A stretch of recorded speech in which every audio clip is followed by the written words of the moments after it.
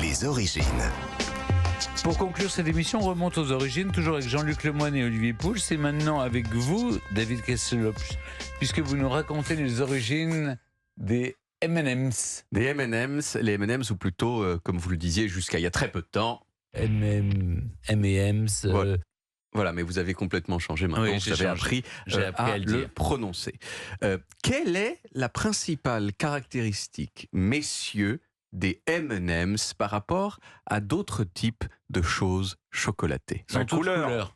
Non, Les paquets sont jaunes. Ils ne fondent pas. Ils fondent dans la bouche, Mais pas dans et la non main. pas dans la main. Ça, c'est la pub. Exact, mais c'est voilà. Mais c'est la vérité. C'est ce que je savais. Mais alors, pour être honnête, si on veut vraiment faire fondre dans la main un M&M's, c'est possible. Ah oui. J'ai testé pour vous, mais ça fond quand même vachement moins bien que dans la bouche. C'est donc vrai, en tout cas la publicité telle que j'ai pu la tester.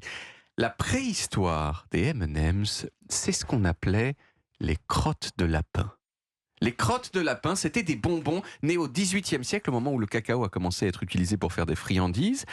Mais déjà à l'époque, les gens, et en particulier les dames, elles disaient « les crottes de lapin, c'est cool, mais ça fond dans la main, et ensuite nos gants blancs super chics, ils sont tout tachés, et ça, c'est nul ». Et donc très tôt, les confiseurs, ils ont cherché des solutions pour fabriquer des bonbons qui soient plus résistants à la chaleur. Et la solution, c'était d'enrober le chocolat dans une coque de sucre à la manière de ce qu'on faisait déjà à l'époque avec les dragées, qui sont des amandes enrobées de sucre. Ça a d'abord été fait de façon artisanale, puis à partir de la fin du 19e siècle, de façon industrielle, en particulier en Angleterre, sous le nom de chocolate beans, des haricots en chocolat. Pendant 50 ans, les chocolate beans, ils se sont appelés les chocolate beans. Et puis, en 1937, le directeur marketing de l'entreprise qui les fabriquait en Angleterre a fait un voyage aux États-Unis. Visiblement, ça l'a tout chamboulé. Et quand il est revenu en Angleterre, il a dit « À partir de maintenant, les chocolate beans, ça va s'appeler les Treats.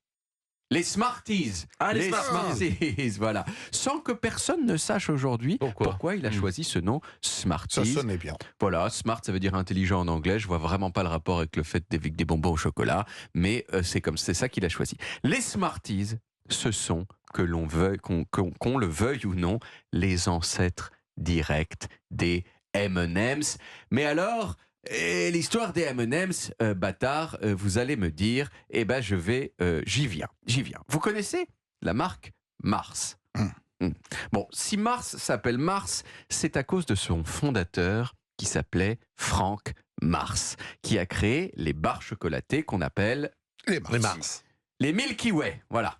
Les Milky Way, les barres Mars, elles ont été créées dans les années 30 par le fils de Frank qui s'appelait Forrest Mars. Et la légende dit qu'un jour, pendant la guerre d'Espagne, Forrest, il a vu des soldats manger des sortes de Smarties et qui s'est dit « Attends, mais pourquoi on n'a pas ça chez nous, chez Mars, hein? On n'a pas des petits bobos comme ça, enrobés de sucre, qui fondent dans la bouche et pas dans la main. » Alors Franck, il s'est mis au travail pour les faire, mais le problème, c'était que c'était difficile de se procurer les matières premières pour fabriquer des friandises au chocolat, parce que c'était la guerre. Alors ce qu'il a fait, Forrest, c'est qu'il s'est associé à une autre entreprise dont je vous ai déjà parlé ici et qui s'appelle Hershey. Pourquoi ? Eh bien parce que Hershey, ils avaient un contrat pour fournir du chocolat à l'armée américaine, donc ils avaient un passe-droit sur le rationnement.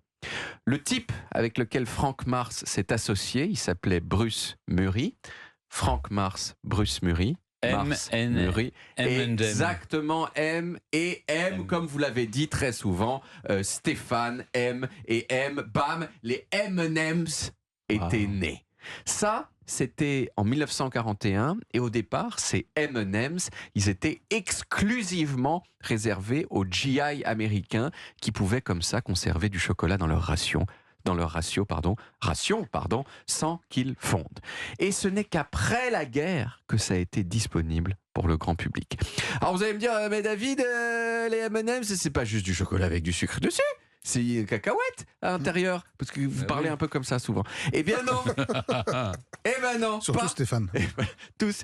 Pas à ce moment-là. Au début, les M&M's, c'était en gros la même chose que les Smarties. Et d'ailleurs, ces M&M's sans cacahuètes, ils existent. C'est les paquets toujours. marrons. C'est les paquets marrons de M&M's, tout à fait. La version avec cacahuètes, elle date de 1944.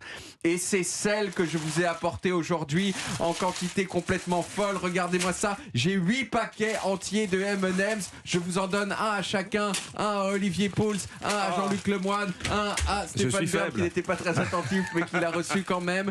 Allez-y. Faites honneur aux M&M's. Ouvrez-les, mangez-les. C'était un plaisir. J'ai le plaisir J'ai d'offrir. une question. Oui.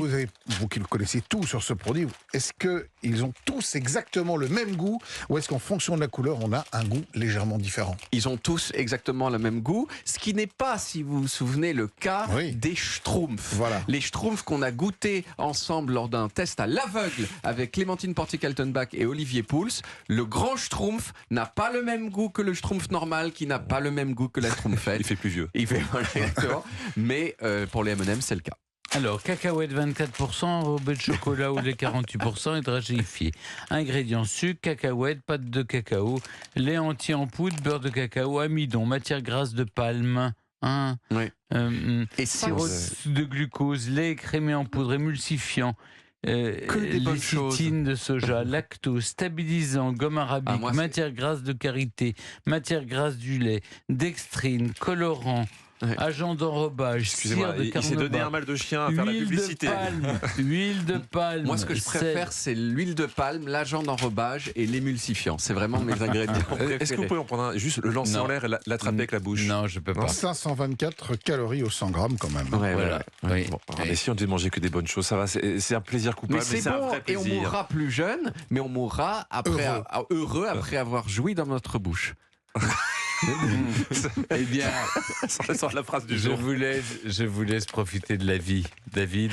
On retrouve les origines en podcast sur toutes les applis audio et en vidéo sur YouTube Dailymotion et sur le site europe1.fr. Vous pouvez également retrouver toutes nos émissions.